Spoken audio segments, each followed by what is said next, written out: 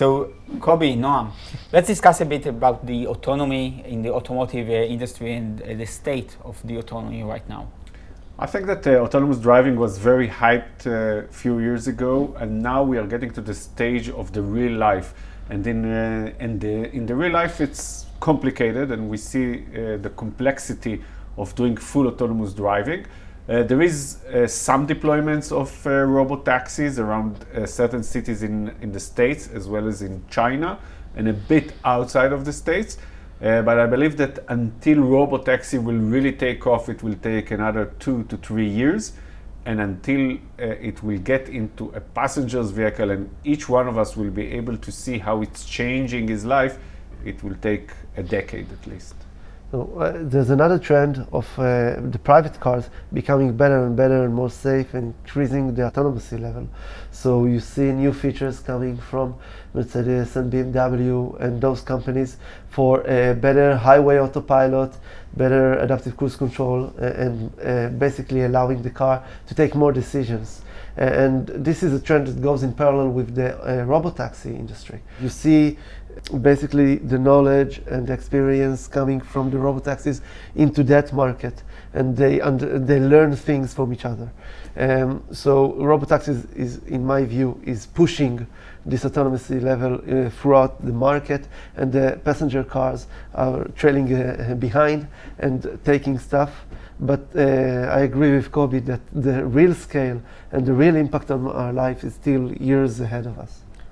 Yeah, and I would say that even we see two very distinct paths in that sense, that the robotaxis are focusing on full autonomy in scenarios usually actually in the urban state, versus the private vehicles that are trying to add more and more features, gradually get to a high level of autonomy, and actually starting with the highway use case as the first use case. I think it makes sense. The highway use case is a bit more confined, so it's a bit more controlled. There are less surprises in the highway use case. So urban is a completely different story, and there's more unexpected scenarios that you will face. And you see this from the phases that Waymo had. So we had a few years ago all kinds of videos of Waymo not knowing how to interact with roadworks and things like that, and just get stuck. And they had to work a lot on solving these urban use cases. So it's much easier in that sense to solve the highway. In other ways, it's more complicated because it's higher speed, the risk is higher, the price of an accident is higher. So it makes sense to me, at least, that the industry is working this way. The highway also gives an opportunity for trucks. Exactly. So autonomous truck on the highway is really something that brings a huge benefit to the market and to delivery of goods between large cities. So looking at the autonomy levels that is getting into the robotaxis and into private vehicles and trucks, what is needed to enable this market, especially in the sensor field? I think that basically almost 99% of the problem can be solved with cameras only.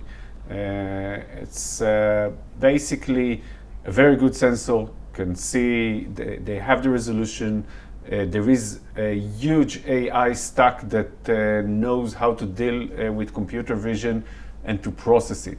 The problem is that 1% of the use cases in automotive means a lot of people that will be killed in car accidents. And for this 1%, we need a real safe sensor. And a real safe sensor is a sensor that can see the environment in any weather, any lighting condition, and up to a very long range. Especially if you're going out of the urban, the radar sensor is critical. And for some cases, maybe even a LiDAR. Camera only can solve 99% of the problem. The last 1% won't be solved by camera in the next decade. I think also that you see the robotaxis player right? They have all sensors.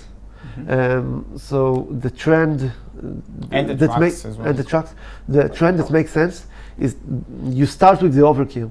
You put everything on the car, radars, lidars, ultrasonics, cameras, as much as you can, solve the problem, and then try to get to a mass scale from that point. And I think in some senses we're close to that. You see Waymo, they're now scaling up. And they have all the sensors. And they have sensors that they buy, they have sensors that are proprietary, that they develop in-house. And all of these efforts, when they'll scale up, they need high-performing, low-cost solutions, and this will come from the other industry of the private cars. So both of them will have to converge at some sense to a sensor stack that is high-performing, efficient, low-cost, that will be available to everyone.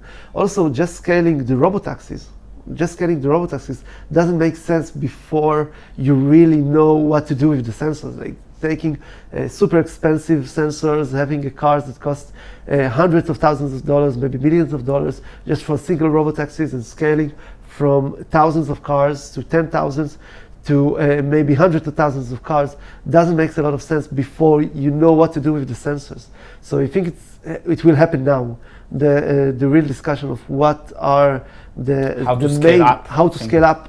So there's the scaling How to up. reduce the cost. There's the scaling up, Yeah. the scaling up, and there's the performance of the autonomy. So how to combine these two? So we have some level of autonomy from Waymo, and we know how to scale in the traditional parts of the industry. So how to combine this will happen now. These discussions will happen now, in my opinion.